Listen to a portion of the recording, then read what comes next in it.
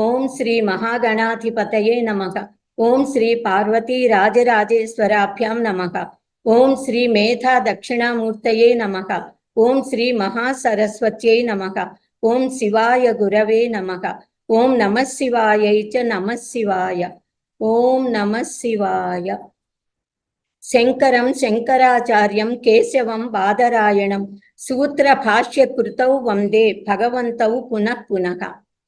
ఓం ఆప్యాయంతు మమాంగాని walk ప్రాణశ్చక్షుశ్రోత్రమథో బలమింద్రియాణి చ సర్వాణి సర్వం బ్రహ్మోపనిషదం మాహం బ్రహ్మ నిరాకుర్యాం మా బ్రహ్మ నిరాకరోత్ అనిరాకరణమస్త్వనిరాకరణం మే అస్తు తదాత్మని నిరతే య ఉపనిషత్సు ధర్మాస్తే మయి సంతు ఓం శాంతి శాంతి శాంతి. ఛాందోగ్యోపనిషత్తులోను బృహదారణ్యకోపనిషత్తులో కూడా అనేకమైన విద్యలు ఉన్నాయి, అంటే ఉపాసనల గురించి చెప్పారు. ఛాందోగ్యోపనిషత్తులో 5వ అధ్యాయంలో 3 ఉపాసనలని చెప్పారు. అవి ప్రాణ ఉపాసన, పంచాగ్ని ఉపాసన, దీన్నే పంచాగ్ని ఉపాసన లేక పంచాగ్ని విద్య అని అంటారు. వైశ్వానర ఉపాసన అనేది 3వది. ఉపాసన అంటే విద్య. ఛాందోగ్యోపనిషత్తులో 5వ అధ్యాయంలో 1, 2వ ఖండాలలో ప్రాణ ఉపాసన గురించి చెప్పారు. ప్రాణ ఉపాసనలో ప్రాణం యొక్క జ్యేష్ఠత్వాన్ని, శ్రేష్టత్వాన్ని చెప్పారు. దాంతో పాటుగా అన్ని ఇంద్రియాల కంటే కూడా ప్రాణమే అత్యంత విశిష్టమైనది అని అంటూ దానికి ఒక అద్భుతమైన కథ, చక్కని కథతో అంటే అన్నిటికంటే ప్రాణము శ్రేష్టము అన్నది నిరూపించేలాగా మహర్షులు బోధించారు. ఇంకా 3వ ఖండం నుంచి 10వ ఖండం వరకు కూడా పంచాగ్ని విద్య, అది మనం అందరం కూడా అధ్యయన భారతి, మన అద్వైత అధ్యయన భారతిలో మనం ఉపాసన చేసాం, గురువుల ద్వారా నేర్చుకున్నాము. మనకి నారాయణ గురూజీ గారు మనకు ఆ విద్యని నేర్పించారు. పంచప్రాణ అగ్ని విద్య అది. ఇంకా 3వ ఖండం నుంచి 10వ ఖండం దాకా దీన్ని చెప్పారు. ఈ 5 ఖండాల ప్రాణాగ్ని విద్యలో మరణం తర్వాత పంచాగ్ని విద్యలో మరణం తర్వాత జీవుడు ఎలా ప్రయాణం చేసి పురుష ఉపాధిని పొందుతాడు, ఏ విధంగా మనిషిలా మానవుల్లా మళ్ళీ జన్మిస్తాడు అన్నది మనకు అందులో చెప్పారు. ఏ అగ్నిలో ఏ ఆహుతిని వేస్తే ఏ ఫలం లభిస్తుందో, పురుషుడు ఎలా జన్మిస్తాడో చెప్పారు. పంచాగ్నులని వివరించారు. మనకి మన నారాయణ గురూజీ గారు ఉపనిషత్తులో చెప్పిన దానికంటే ఇంకొక దాన్ని అధికంగా చెప్పారు అక్కడ, మనందరికీ తెలుసు. ఇంకా ఛాందోగ్యోపనిషత్తులో 5వ అధ్యాయంలో దీన్ని 5వ ప్రపాఠకము అని అంటారు కొన్ని పుస్తకాలలో. అక్కడ 11వ ఖండం నుంచి ఆ అధ్యాయం చివరి దాకా కూడా వైశ్వానర విద్యను గురించి బోధించారు. ఇది ప్రాణాగ్నిహోత్రముతో కూడినటువంటి వైశ్వానర విద్య. సాధారణంగా ఉపనిషత్తులలో ప్రతి ఉపాసనకి కూడా ఒక విద్యని గురించి బోధిస్తూ ఉంటారు. ఇక్కడ అలా ప్రాణాగ్నిహోత్ర విద్యని దీంతో కలిపి రెండింటినీ చెప్పారు. ఉపమన్యుని పుత్రుడైనటువంటి ప్రాచీన శాలుడు, సత్యయజ్ఞుడు, ఇంద్రజుమ్నుడు, జనుడు మరియు గుడిలుడు అనే 5గురు కూడా శ్రోత్రియ బ్రాహ్మణులు, మంచి జ్ఞానము కలిగినటువంటి వారు, బ్రహ్మ జిజ్ఞాసువులు. వీళ్ళ 5గురు ఒక చోట సమావేశమయ్యి కోన ఆత్మ కోనః ఆత్మ, మన ఆత్మ ఏది, కిం బ్రహ్మ ఇతి, బ్రహ్మము అంటే ఏది, బ్రహ్మ ఎవరు అని ఆత్మ గురించి బ్రహ్మ గురించిన చర్చలు చేసుకుంటున్నారు అన్నమాట, తర్కించుకుంటున్నారు, మీమాంస. కానీ వీరందరూ ఉపాసకులే.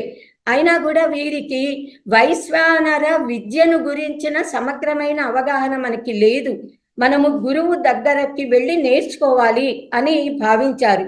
అలా అనుకుని వాళ్ళు తమ అంటే ఈ వైశ్వానర ఉపాసన జ్ఞానము సంపూర్ణంగా కలిగినటువంటి వారు ఉద్దాలకారుని మహర్షి అని భావించి ఉద్దాలకారుని మహర్షి గారి దగ్గరికి వెళ్ళి అడుగుదామని అనుకున్నారు. కానీ వీరి రాకలోని ఆంతర్యాన్ని ఆయన ముందే గ్రహించారు. దాంతో ఆయన సద్బ్రాహ్మణులు, శ్రోత్రియులు తన దగ్గరికి వచ్చారని వాళ్ళని చక్కగా ఆహ్వానించి సాదరంగా గౌరవించి, వారితో నాకు కూడా వైశ్వానర విద్య గురించి పూర్తిగా తెలియదు కనుక మనమందరము అశ్వపతి మహారాజు ఆయన వైశ్వానర విద్య గురించి మనకి సంపూర్ణమైనటువంటి జ్ఞానాన్ని ఇవ్వగలుగుతారు. ఆయన మనకి బోధిస్తారు కనుక కేకయ రాజకుమారుడైన అశ్వపతి వద్దకి వెళతామని ఈయన కూడా కలిసి 6 శ్రోత్రియ బ్రాహ్మణులు కూడా రాజుగారి దగ్గరికి వెళ్ళారు. రాజుగారు వీళ్ళందరినీ కూడా సాదరంగా ఆహ్వానించారు, గౌరవించారు, సత్కరించారు. వచ్చిన వారిని మీరు ఎందుకు వచ్చారు అని అడగడం మర్యాద కాదు కదా, వచ్చినది పైగా బ్రాహ్మణులు. అందుకని ఆయన వారందరినీ కూడా సత్కరించి దక్షిణలు ఇవ్వడానికి దక్షిణలు తీసుకొచ్చి సమర్పించబోతూ ఉంటే వారెవరు కూడా తీసుకోలేదు. వీళ్ళు ఎందుకు నేను ఇస్తున్న దక్షిణలు తీసుకోవట్లేదు, బ్రాహ్మణుల ధర్మం కదా దక్షిణ ఇస్తే తీసుకోవడం అన్నది, తనలో ఏదైనా లోపం ఉందని వాళ్ళు అనుకుంటున్నారేమో, లేదా నా రాజ్య పాలనలో కానీ ప్రజలలో కానీ లోపం ఉంది అనుకుంటున్నారా అని ఆయన సందేహపడి ఎంతో వినయంతో నాలో కానీ మా రాజ్య పరిపాలనలో కానీ నా ప్రజలలో కానీ ఎవరిలో కూడా ధర్మ లోపము లేదు కనుక మేమిచ్చే ఈ దక్షిణని స్వీకరించండి అని కోరతారు ఆయన. అప్పుడు కూడా వీరు మాకు దక్షిణలు ధనము వద్దు అంటారు. అనేటప్పటికీ అప్పుడు ఈయన అయితే నేను ఒక యాగం చేయబోతున్నాను, బృహద్యాగం. మీరందరూ కూడా అప్పటి వరకు నా అతిథులుగా ఇక్కడ ఉండి ఆ యాగంలో భాగస్వాములు అవ్వాలని కోరుకుంటున్నాను. మీకు ఆ ఋత్విక్కులకి, యాగం జరిపించే ఋత్విక్కులకి ఎంత దక్షిణని ఇస్తానో మీ అందరికీ కూడా అలాంటి పూరి దక్షిణలని ఇస్తాను అన్నారు. ఆయన అప్పుడు వాళ్ళు ఏమన్నారు అంటే, ఎవరు ఏ పని కోసం వచ్చారో ఆ పనిని ముఖ్యంగా చేసుకోవాలి కదా, చల్లకుచ్చి ముంత దాచరాదు అని అంటాం కదా. కనుక ఏ ప్రయోజనం కోరి వీరు అక్కడికి వెళ్ళారో ఆ విషయాన్ని చెప్పాలి అని నిశ్చయించుకుని వాళ్ళందరూ కూడా, మహారాజా మేము మీ నుంచి వైశ్వానర ఆత్మ విద్యను పొందాలి అని వచ్చాము కనుక మీరు మాకు దానిని బోధించండి అని అడిగారు. అయితే ఎవరైనా సరే తమకు తెలిసిన విద్యని కనుక చెప్పమని అడిగితే చెప్పను అని అనకూడదు కదా. ఈ రాజుకి ఇక్కడ ధర్మ సంకటం ఏర్పడింది. రాజు ఏమో క్షత్రియుడు, వచ్చిన వాళ్ళేమో శ్రోత్రియ బ్రాహ్మణులు కనుక తను గురువుగా వారికి విద్య బోధించాలి అంటే శిష్యులు గురువునకి నమస్కరించాలి, సేవించాలి. వాళ్ళకి ఇబ్బంది లేకపోవచ్చు కానీ తను క్షత్రియుడు, తనకంటే ఉన్నతులైన శ్రోత్రియ బ్రాహ్మణుల నుంచి సేవని ఎలా గ్రహించాలి అని అనుకుని రేపు రండి అని అన్నారు. అనేటప్పుడు అలా ఎందుకన్నారంటే ఆయన రేపు రమ్మనంటే నిజంగా జిజ్ఞాసులైన వారైతే వస్తారు, లేకపోతే మర్నాడు రారు, లేదా తాము వీరికంటే అధికులము అనే భావన ఉన్నా కూడా మర్నాడు రారు వాళ్ళు. అందుకని రేపు రండి అని పంపిస్తే ఈ బ్రాహ్మణులందరూ కూడా మర్నాడు ఎంతో వినయం, భక్తి, శ్రద్ధలతో సమిత్పాణులయ్యి సమిధలు తీసుకుని రాజుగారికి ఆయన దగ్గరికి వచ్చి సమర్పించారు. దాంతో రాజు చాలా సంతోషించి, నేను కూడా మీతో కలిసి మనము అందరము కలిసి వైశ్వానర విద్యని ఉపాసిద్దాము, అధ్యయనం చేద్దాము అని వినయంగా చెప్పి వారికి వైశ్వానర ఆత్మ విద్యని బోధించారు. ఇక్కడ మనం గ్రహించవలసిన అంశాలు కొన్ని ఉన్నాయి. అంటే ఏ విద్యనైనా సరే మనం గురుముఖత నేర్చుకోవాలి. అందులో కూడా ఆధ్యాత్మిక విద్య, అధ్యాత్మ విద్యానాం అన్నారు. ఆధ్యాత్మిక విద్య బోధించే గురువే నిజమైన గురువు కనుక అలాంటి విద్యని పొందాలి అని అంటే గురువు గారు జిజ్ఞాసతో వచ్చిన శిష్యులకి తప్పకుండా బోధించాలి, కానీ అర్హతను గ్రహించి బోధించాలి. అలాగే శిష్యులలో కూడా వినయం ఉండాలి, శ్రద్ధ ఉండాలి, అమానిత్వం ఉండాలి, అంటే అభిమాన త్యాగము చేయగలగాలి. బ్రహ్మ జిజ్ఞాసులైన శ్రోత్రియ బ్రాహ్మణులు వీరందరూ కనుక వీరిని ఆయన శిష్యులుగా ఆనందంగా స్వీకరించి, అయితే పూర్వకాలంలో వచ్చిన వారికి కొన్ని నియమాలు అన్నీ ఉండేవి, వాటిని పాటించవలసిన అవసరం లేదు. వీరు ఆల్రెడీ శ్రోత్రియ బ్రాహ్మణులు కనుక వారికి అందరినీ సాధారణంగా కూర్చోబెట్టి, మీరు ఇప్పటి వరకు ఏమి నేర్చుకున్నారు, ఎవరిని మీరు ఈ వైశ్వానర ఆత్మగా భావించి ఉపాసిస్తున్నారు అని ఒక్కొక్కరిని అడిగారు.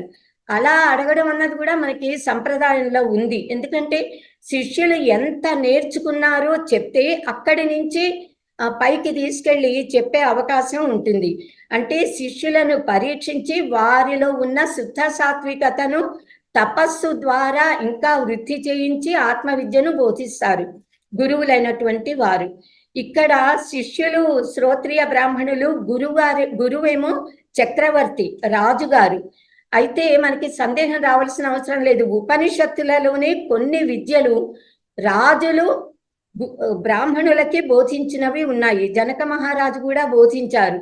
అలాగే ఇందులోనే ఆత్మ విద్యలని కూడా, అంటే ఈ పంచాగ్ని విద్యని కూడా ఒక రాజు శిష్యులకి బ్రాహ్మణులకి ప్రవహన జైబలి అనేటటువంటి పేరున్న ఒక పాంచాల చక్రవర్తి, పాంచాల దేశం రాజు శిష్యులకి బ్రాహ్మణులకి బోధించారు.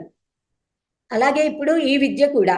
సో వైశ్వానర ఆత్మ విద్యను బోధించే ముందు ఈ అశ్వపతి రాజుగారు బ్రాహ్మణులను పిలిచి విరాట్ గురించి మీకు ఉన్న అవగాహనని చెప్పండి, మీరు ఎవరిని విరాట్ స్వరూపంగా వైశ్వానరుడిగా ఆరాధిస్తున్నారు అని వాళ్ళ అందరినీ అడిగి వారు ఆరుగురు చెప్పిన వాటిని విని వాళ్ళని మెచ్చుకుంటూనే అభినందిస్తూనే వాళ్ళ ఉపాసనలో ఉన్న ఆ లోపాన్ని చూపించి చెప్పారు.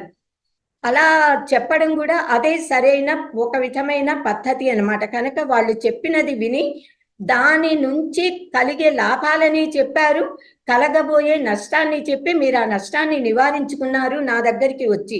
పరిపూర్ణం అంటే ఎప్పుడు కూడా పార్షియల్ జ్ఞానం, పాక్షికమైన జ్ఞానము మాత్రమే ఉంటే చాలదు, పరిపూర్ణమైన జ్ఞానం ఉండాలి. కనుక ఏది ఉపాసించినా పరిపూర్ణత్వముతో ఉపాసించాలి తప్ప ఒక్క భాగాన్ని మాత్రమే ఉపాసించకూడదు అన్న ఆ బోధని వారికి తెలియజేశారనమాట. పాక్షిక జ్ఞానము పరిపూర్ణ జ్ఞానం అవదు. ఒక్క అంగాన్ని ఉపాసిస్తే అంగిని ఉపాసించిన ఫలం దక్కదు కదా.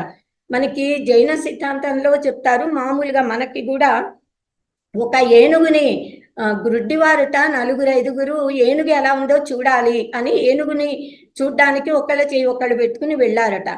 వెళితే ఏనుగు దగ్గరికి వెళ్ళారు, ఒక్కొక్కళ్ళు ఒక్కో భాగాన్ని స్పృశించారు.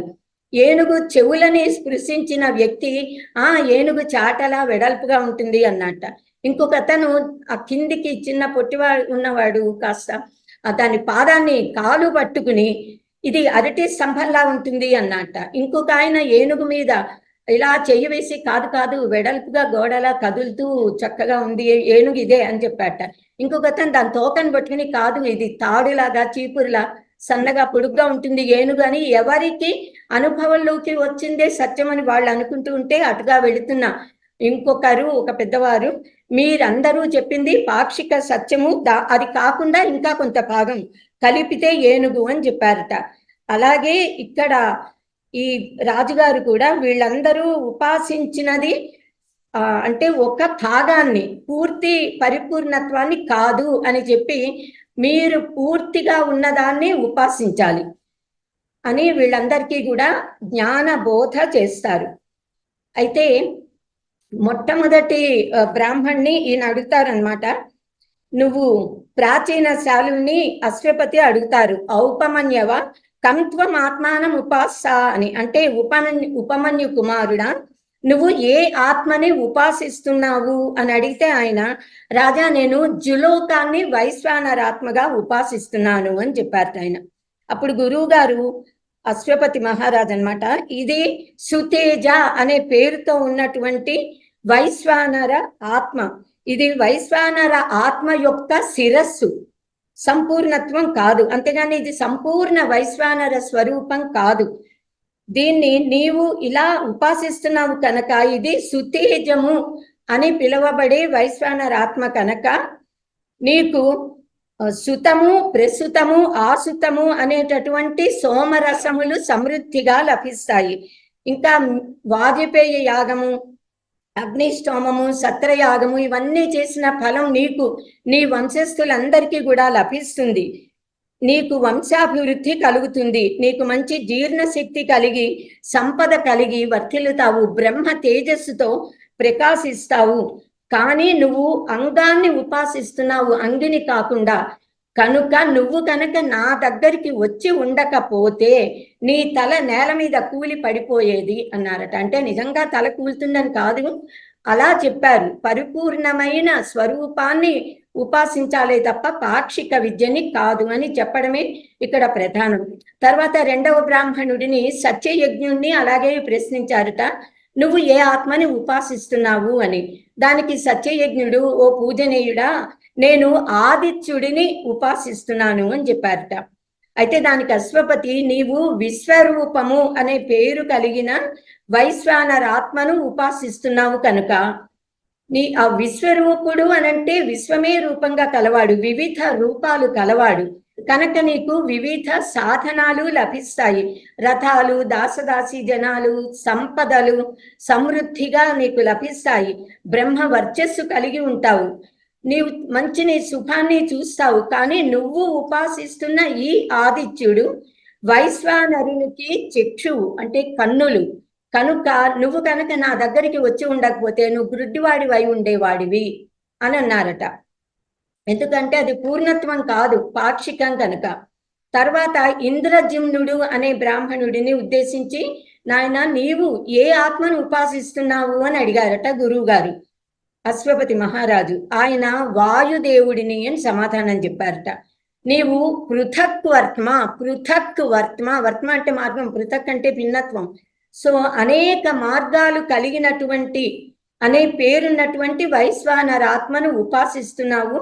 దీనివల్ల ఇంతకు ముందులాగానే అనమాట, నీవు అన్న సమృద్ధి కలిగి ఉంటావు, వాహనాదులు, దాసదాసి జనాలు, ఐశ్వర్యం, ధనం అన్నీ నీకు ఉంటాయి. మంచి బ్రాహ్మీ తేజస్సుతో నీవు ప్రకాశిస్తూ ఉంటావు, నీ వంశంలో వారందరూ కూడా. కానీ నువ్వు ఉపాసిస్తున్నది ఈ దేనైతే నువ్వు వాయువు అని ఉపాసిస్తున్నావో అది వైశ్వానర ఆత్మ యొక్క ప్రాణశక్తి కనుక నువ్వు నా దగ్గరికి రాకపోతే నీ ప్రాణాలు పోయి ఉండేవి అన్నారట. తర్వాత జనుడు అనే బ్రాహ్మణుడిని ఉద్దేశించి, నువ్వు దేన్ని ఉపాసిస్తున్నావు అని అడిగారట. ఆయన ఆకాశాన్ని అని చెప్పారు. ఆకాశమును ఉపాసిస్తున్నాను అని. అంటే నువ్వు ఉపాసిస్తున్న ఇది బహుళము అనే పేరుతో ప్రసిద్ధి చెందినటువంటి వైశ్వానర ఆత్మ. ఆకాశం అంటే అవకాశాన్ని కలిగించేది, అంటే సర్వవ్యాపకం. నీవు బహుళాన్ని ఉపాసిస్తున్నావు కనుక నీకు కూడా బహు సంతానము, ధనము, బంగారము, భూములు అన్నీ లభిస్తాయి. నీవు ప్రియాన్ని చూస్తావు, నీకు బ్రహ్మ వర్చస్సు ఉంటుంది. కానీ నువ్వు ఉపాసిస్తున్న ఈ ఆకాశము అనేది వైశ్వానర ఆత్మకు మధ్య భాగం కనుక నువ్వు కనుక నా దగ్గరికి రాకపోతే నీ శరీరంలోని మధ్య భాగం శిథిలమైపోయి ఉండేది అన్నారట. ఎందుకంటే అది పూర్ణం కాదు అని. తర్వాత 5వ శిష్యుడైన బుడిలుడు అనే ఆయనతో ఇలాగే ప్రశ్నిస్తే అతను, నేను జలములను ఉపాసిస్తున్నాను వైశ్వానర దేవతగా అన్నాడట. అయితే నీవు రయి అనే పేరుతో ప్రసిద్ధి కాంచినటువంటి జలములను వైశ్వానరాత్మగా ఉపాసిస్తున్నావు కనుక జలముల వలన పంటలు పండుతాయి, పంటల వల్ల ధన ధాన్యాది సమృద్ధి లభిస్తుంది. పంటలు పండుతాయి, పంటల వల్ల తింటాము, తినడం వల్ల ఆరోగ్యము, ధనము వల్ల ఐశ్వర్యము, శుభాలు అన్నీ కలుగుతాయి. కనుక నువ్వు శరీర పుష్టితో ఉంటావు, తుష్టితో ఉంటావు, బ్రహ్మ వర్చస్సుతో నీవు నీ వంశంలో అందరూ కూడా ప్రకాశిస్తూ ఉంటారు. కానీ నువ్వు ఉపాసిస్తున్న ఈ జలములు అనేది వైశ్వానర ఆత్మకు శరీరంలోని ఒక భాగమే కానీ పూర్తి భాగము కాదు కనుక నీవు నా దగ్గరికి రాకపోతే అది బ్రద్దలైపోయి ఉండేది అన్నారట. అప్పుడు గౌతముడు అనేటటువంటి, అంటే గౌతమ వంశంలో పుట్టినటువంటి ఉద్దాలకారుని మహర్షి, అసలు ఈ ఆరుని మహర్షి చాలా గొప్పవారు. ఆయన శిష్యుడిగా ఉన్నప్పుడు గురువు గారు వారి నదికి గండి పడితే, నాయన నీవు వెళ్ళి ఆ నది మన పొలాలకి పడిన గండిని ఆపమన్నారట. ఈ ఉద్దాలకం అంటే ఆరుని మహర్షి వెళ్ళి రాళ్ళు పెట్టి ఇసుక పోసి ప్రయత్నం చేస్తే గండి ఆగటల్లా, ఆయనే దానికి అడ్డంగా పడుకున్నారట. సాయంత్రం అయిపోయింది, శిష్యుడు రాలేదు. గురువు గారు శిష్యుని వెతుక్కుంటూ వచ్చి, నాయన ఆరుని ఎక్కడున్నావంటే, గురువు గారు నేను ఇక్కడ అడ్డంగా పడుకున్నాను గండి పడిన చోట అన్నట. వెంటనే ఆయన, ఉద్దాలక లే నా దగ్గరికి రా అన్నారట. ఉత్తిదాలక నీటిని చీల్చుకుని పైకి వచ్చాడు కనుక ఆరునికి ఉద్దాలకుడు అనే బిరుదు నామం పేరు గురువు గారు ఇచ్చారు. ఇతను నువ్వు దేన్ని ఆరాధిస్తున్నావు అంటే పృథ్వీని ఆరాధిస్తున్నాను వైశ్వానరునిగా అని చెప్పాడట. అప్పుడు అశ్వపతి మహారాజు, నువ్వు ఉపాసిస్తున్నది ప్రతిష్టగా ప్రసిద్ధి చెందినటువంటి వైశ్వానరుడు కనుక ఈ పృథ్వీకి వైశ్వానరుడు 2 పాదములు, కాళ్ళు అన్నమాట, పాదాలు. దీనివల్ల ఈ ఉపాసన వల్ల నువ్వు ప్రతిష్ట పొందుతావు, నీకు మంచి సంతానము సంపద అన్ని సమృద్ధిగా లభిస్తాయి, బ్రహ్మ వర్చస్సు కలుగుతుంది. నువ్వు నా దగ్గరికి రావడం మంచిదైంది, లేకపోతే నీ పాదాలు 2 శిథిలమైపోయేవి అన్నట్ట.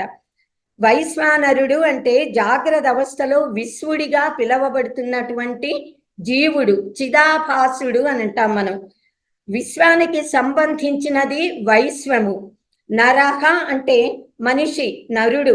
నృణాతి సర్వం స్వవశం ఇది నరహ, అందరినీ తన వశంలోకి తన అదుపులోకి తెచ్చుకునేవాడు కనుక నరుడు అన్నమాట. సో అశ్వపతి మహారాజు గారు ఈ 6 బ్రాహ్మణులు చెప్పింది కూడా విని మీరందరూ కూడా విరాట్ పురుషుని అంగాలను విడివిడిగా తెలుసుకుని ఉపాసిస్తున్నారు. అంటే వైశ్వానర విరాట్ పురుషుడిని సంపూర్ణంగా ఉపాసించటం లేదు, అంగాలను ఉపాసిస్తున్నారు, అంగిని విస్మరించారు అంటూ వ్యష్టిలో అంటే వ్యక్తిలో ఉన్నటువంటిది మన దేహంలో విశ్వడు అనేవాడు, సమిష్టిలో ఉన్న విరాట్ ఇద్దరు ఒకరే కనుక వ్యష్టిలో విశ్వడిగా సమిష్టిలో విరాట్ను చూడాలి అని చెప్తున్నారంటే వ్యష్టిని ఉపాసిస్తే విరాట్ ఉపాసనగా ఉపాసించాలి అని, వ్యష్టిలో విరాట్ స్వరూపాన్ని దర్శించండి అని ఆ దర్శించే ఉపాసన విధానాన్ని బోధించారు. ఇది వైశ్వానర ఉపాసన, దీనినే విరాట్ ఉపాసన అంటాము. ఇది వైశ్వానర ఆత్మ విద్య. విద్య అంటే జ్ఞానము, విద్య అంటే ఉపాసన కనుక వైశ్వానర ఆత్మ అంటున్నాము అంటే ఇక్కడ వ్యష్టిలో జీవుడు అనే అర్థంలో మనం గ్రహించాలి. వ్యష్టిలో ఉన్న వైశ్వానరుడు అనబడే తత్వాన్ని ప్రతీకగా పెట్టుకుని, అంటే మనం పసుపు ముద్దని ప్రతీకగా పెట్టుకుని మహాగణపతిని ఆరాధిస్తాము, వరలక్ష్మీదేవిని మంగళ గౌరీదేవిని ఉపాసిస్తూ ఉంటాము, ఆరాధిస్తాము. అలాగే ఇక్కడ సమిష్టిని మనం ఉపాసించాలి. వైశ్వానర ఇలా వ్యష్టి నుంచి సమిష్టికి ఉపాసన చెయ్యటం అన్నది అది విరాట్ ఉపాసన అనబడుతుంది అన్నమాట. కనుక ఈ వైశ్వానర ఉపాసన విద్య ఇది కేవలం వ్యష్టిని కాకుండా నేనే సమిష్టిని, నేనే ఈ విరాట్ రూపాన్ని, ఈ విశ్వ చైతన్య శక్తి నాలో కూడా ఉంది అనే భావనతో మనం ఆరాధించాలి. దాన్ని ఏం చెప్పారంటే మనం ప్రతీకగా పెట్టుకుంటాం కదా, దేన్నో ఒక విగ్రహాన్ని పసుపు ముద్దని అలా ఓంకారాన్ని ప్రతీకగా పెట్టుకుని మనం సగుణ బ్రహ్మని ఆరాధిస్తున్నాము, శబ్ద బ్రహ్మముని ఆరాధిస్తున్నాము, నిర్గుణ పరబ్రహ్మముని కూడా ఆరాధిస్తున్నాము. ఓంకారాన్ని హిరణ్య గర్భ బ్రహ్మగా పరబ్రహ్మగా ఆరాధిస్తున్నాం. ఏతదాలంబనం శ్రేష్టం ఏతదాలంబనం పరం ఏతదాలంబనం జ్ఞాత్వా బ్రహ్మలోకే మహీయసే అంటోంది ఉపనిషత్తు. ఈ ఉపాసనలు వ్యష్టి నుంచి మనం సమిష్టికి ఎదగడానికి ఎలా ఉపాసించాలో ఆ పద్ధతిని మనకి చూపించారు. దీనివల్ల ప్రయోజనం ఏమిటి అంటే మనం సర్వాత్మ భావనను పొందగలుగుతాము. అంటే ఈ ఉపాఖ్యానంలో వైశ్వానర విద్యలో వ్యష్టిని సమిష్టితో ఎలా సమన్వయించారో మనం గ్రహించాలి. ఈ 6 బ్రాహ్మణులు కూడా జులోకాన్ని, ఆదిత్యుడిని, వాయువును, ఆకాశాన్ని, జలములను, భూమిని వారు వైశ్వానర ఆత్మగా ఉపాసిస్తున్నారు. అశ్వపతి మహారాజు సమిష్టిలో ఉన్న ఈ 6 కూడా వ్యష్టిలో మన దేహంలో ఉన్నటువంటి తల అంటే శిరస్సు, కన్నులు, ప్రాణము, శరీర మధ్య భాగము, మూత్రాశయము మరియు పాదములు అని తెలియజేశారు. మన శరీరంలోని శిరస్సును జులోకంగా భావన చేయాలి, మనం అలా ఉపాసించాలి. మన కన్నులనే సూర్యునిగా, సూర్య చంద్రులుగా ఉపాసించాలి. మనలోని ప్రాణశక్తినే వాయువుగా, మన శరీర మధ్య భాగాన్నే ఆకాశంగా, అలా మన పాదాలనే భూమిగా ఇలా ఉపాసించాలి.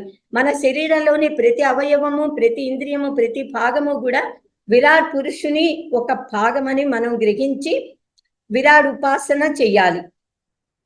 అయితే ఇది ఉపాసన అంటే ఏదో కొంచెం సేపు కొద్దిగా ధ్యానించడం కాదు, అనవరతము అవిచ్ఛిన్నంగా తైలధారల అలా అవిచ్ఛిన్నంగా మనస్సులో ఆ ఉపాసన భావన ఉండాలి. అది ఉపాసన.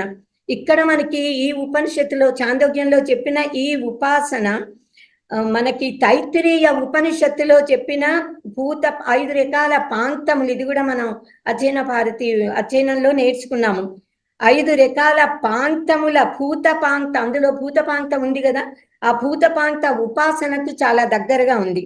భూతపాంక్త ఉపాసన, ఈ విరాడ్ ఉపాసన, ఈ రెండు ఒకేలా ఉంటాయి. అయితే పాంక్త ఉపాసనలు అధ్యాత్మ పాంక్తము, అధిభూత పాంక్తము అని రెండు మనకి కనిపిస్తాయి.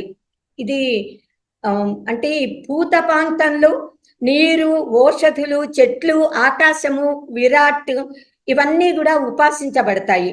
సాధకుడు వీటిలో కనిపించే భూత లక్షణాలను ఉపాసన ద్వారా తొలగించుకుని వాటిల్లో బ్రహ్మమును సాక్షాత్కరింప చేసుకోవాలి. సో ఇది విరాడ్ ఉపాసన అన్నమాట. వైశ్వానర ఉపాసనే విరాడ్ ఉపాసన. అయితే ఈ బ్రాహ్మణుల 6గురు కూడా చేస్తున్న ఉపాసనలు పూర్తిగా సరిగ్గాను లేవు, పూర్తిగా తప్పుగా కూడా లేవు అని అశ్వపతి మహారాజు గురువు గారు చెప్పి, మీరందరూ కూడా వైశ్వానరుడిని వేరు వేరు భాగాలుగా విభజించి ఉపాసిస్తున్నారు, సమిష్టిగా ఉపాసించాలి అని చెప్పి ఇంకా ఇలా బోధిస్తున్నారు ఆయన. తాన్ కోవా చైతే వై ఖలు యూయం పృథగివ ఇమం ఆత్మానం వైశ్వానరం విద్వాంసః అన్నమత్థ యస్వైతమేవం ప్రాదేశమాత్రం అభివిమానం ఆత్మానం వైశ్వానరం ఉపాస్తే స సర్వేషు లోకేషు సర్వేషు భూతేషు సర్వేషు ఆత్మసు అన్నమత్తి. ఎవరైతే ఈ వైశ్వానర ఆత్మను అవయవముల ద్వారా దేహేంద్రియ సంఘాతములో తెలియబడు దానినిగా అంటే నేనుగా తెలుసుకుని, నేనుగా తెలియబడే చైతన్య స్వరూపంగా ఉపాసిస్తారో అటువంటి వాడు సకల లోకాలలో కూడా, సకల ప్రాణుల యందు కూడా, సకల దేహేంద్రియ సంఘాతాలలో కూడా ఆహారాన్ని భుజిస్తాడు. అంటే ఈ బ్రాహ్మణులు పంచభూతాలలో అగ్నిని చెప్పలేదు, మిగతా అన్ని భూతాలని చెప్పారు. ఈ వైశ్వానర ఉపాసకుడు భోజనం చేస్తే పంచభూతాలు తృప్తి చెందుతాయి, సర్వ ప్రాణికోటి మానవులు, పశుపక్ష్యాదులు అన్నీ సంతృప్తి చెందుతాయి. ఈయన ఇక్కడ వీరు అగ్నిని చెప్పలేదు గనక గురువు గారు అశ్వపతి అగ్నిని గురించి కూడా ఇక్కడ చెప్తున్నారు, వీడికి బోధిస్తున్నారు. వైశ్వానరునికి అంటే ఈ విశ్వడికి వక్షస్థలమే యజ్ఞవేది, అక్కడున్న రోమములే దర్భలు, హృదయమే గార్హపత్య అగ్ని, మనస్సు దక్షిణాగ్ని, నోరు ఆహవనీయాగ్ని. ఆహవనీయంలో హవిస్సుని కనుక వేస్తే అంటే అన్నము తింటే అది హవిస్సు కింద అవుతుంది, యజ్ఞంలో సమర్పించిన హవిస్సులు అవుతాయి. సో ఇక్కడ సాధారణంగా ప్రతి ఉపాసనకి కూడా ఒక వ్రతం చెప్తూ ఉంటారు. దీన్ని ప్రాణాగ్నిహోత్ర ఉపాసన అంటారు. మనం భోజనం తినే ముందు అన్నం మెతుకుల ముద్దని ఇలా తీసుకుని పళ్ళకి తగలకుండా, ఈ వేలు తగలకుండా నోట్తో ఇలా ఓం ప్రాణాయ స్వాహ అంటూ లోపలికి వేసుకుంటాం కదా, అలా 5 పంచ ఆకుతులు మీరందరూ మనమందరం అలా వేసుకుని తింటాం కదా, అలా నమలకుండా మృంగితే అప్పుడు అది హోమ ద్రవ్యం కింద మారిపోతుంది. అలా చేయటం వల్ల ఆహారాన్ని సమిష్టి ప్రాణానికి సమర్పించినట్టుగా అవుతుంది. ఇలా ఓం ప్రాణాయ స్వాహ అని వేసుకోవడం వల్ల ప్రాణం తృప్తి చెంది, ప్రాణం వల్ల కళ్ళ వల్ల ఆదిత్యలోకము, ఈ జులోకం ఆదిత్యలోకంలో ఉన్న అందరూ కూడా తృప్తి చెందుతారు. వారికి అనేక రకాలైన ఫలాలను కూడా చెప్పారు ఈ పంచాగ్ని దీని వల్ల. అంటే పశు సంపద, బ్రహ్మవర్చస్సు, జీర్ణశక్తి ఇవన్నింటికి కామన్ అనమాట. రెండవసారి ఓం వ్యానాయ స్వాహ అంటూ వేసుకుంటే ఆ హోమం వల్ల వ్యానం సంతృప్తి చెందుతుంది. వ్యానం సంతృప్తి చెందితే దానివల్ల చంద్రుడి వల్ల దిక్కులు, అవాంతర దిక్కులు అన్నీ తృప్తి పడతాయి. 3వ ఆహుతి ఓం అపానాయ స్వాహ అని వేసుకుంటే దానివల్ల అపానం తృప్తి చెందుతుంది, దానివల్ల వాగింద్రియం తృప్తి చెందుతుంది, అగ్ని తృప్తి చెందుతుంది, పృథ్వీ అగ్ని మధ్యలో ఉన్న లోకాలన్నీ తృప్తి పడతాయి. అలాగే 4వ ఆకుతి ఓం సమానాయ స్వాహ అని వేసుకుని హోమం చేస్తే దానివల్ల సమానం తృప్తి చెందుతుంది. దానివల్ల మనస్సు తృప్తిపడి పర్జన్యుడు విద్యుత్తు ఒకరి తృప్తి వల్ల మరొకరుగా అందరూ తృప్తి పడతారు. భోక్త కూడా తృప్తి పడతాడు, సకల లోకాలు తృప్తి చెందుతాయి.